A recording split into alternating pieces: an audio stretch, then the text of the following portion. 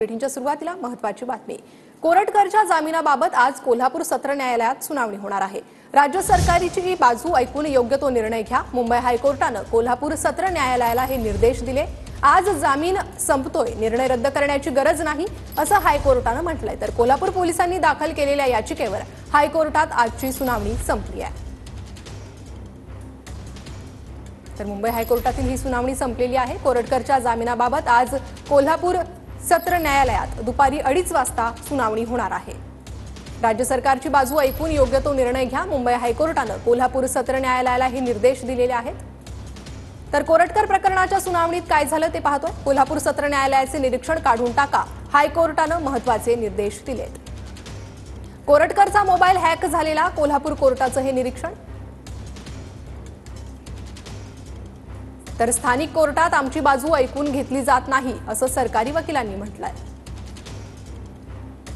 दुपारी कोल्हापूर कोर्टात सुनावणी आहे, तिथे बाजू ऐकून घेतली जावी असं सरकारी वकिलांचं म्हणणं आहे। राज्य सरकारची बाजू ऐकून प्रकरणावर योग्य तो निर्णय द्या, हायकोर्टाने कोल्हापूर कोर्टाला निर्देश दिलेत।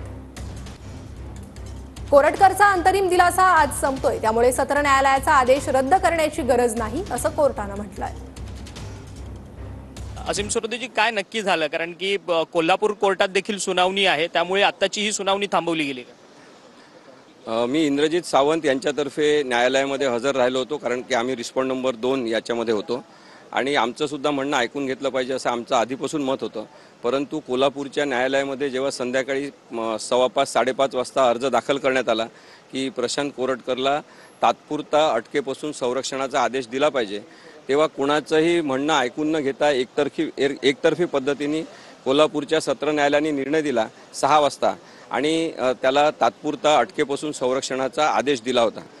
त्या आदेशाला महाराष्ट्र सरकारने इथे चॅलेंज केलं होतं उच्च न्यायालयामध्ये आणि त्याची गंभीर दखल कोर्टाने घेतली की कोणती ड्यू प्रोसेस म्हणजे कायद्याची प्रक्रिया फॉलो न करता कोल्हापूरच्या न्यायालयाने जो निर्णय घेतला होता, प्रशांत कोरटकरला तात्पुरता अटकेपासून संरक्षणाचा आदेश दिला होता, तो आता क्वेश्चन मार्क केलेला आहे कोर्टाने की अशा पद्धतीने आदेश देणं हे चुकीचं आहे कायद्याच्या दृष्टीने। त्यामुळे कोणत्याही परिणाम न करून घेता कोर्टाने दुपारी 2:30 वाजतानंतर आज कोल्हापूरला सुनावणी आहे, त्याच्यावर कोर्टाने निर्णय घेतला पाहिजे त्याच्या जामीन अर्जावर आणि व्यवस्थित रिझनिंग देऊन कोणता असेल तो आदेश केला पाहिजे असं सुद्धा कोर्टाने नोंदवलेलं आहे। तर प्रशांत कोरटकर हे मुंबईत असल्याची माहिती मिळते। खरं तर अनेक दिवस या सगळ्या संदर्भात राजकीय गदारोळ पाहायला मिळतं। पोलीस अजूनपर्यंत प्रशांत कोरटकरला पकडू शकत नाहीयेत, ही हतबलता काय? बघा, प्रशांत कोरटकरांनी जे वक्तव्य केलेलं आहे ते अत्यंत जातीय विद्वेष पसरवणार आहे आणि छत्रपती शिवाजी महाराज, छत्रपती संभाजी महाराज जे महाराष्ट्राचे आराध्य असे नेते आहेत, बॉस आहेत महाराष्ट्राचे अजूनही असं आपण म्हणू शकतो, त्यांच्याबद्दल जे काही अत्यंत विकृत असं वक्तव्य प्रशांत कोरटकरनी केलेलं आहे, त्यानंतर महाराष्ट्रामध्ये सगळा प्रक्षोभ प्रशांत कोरटकरबद्दलचा वाढलेला आहे।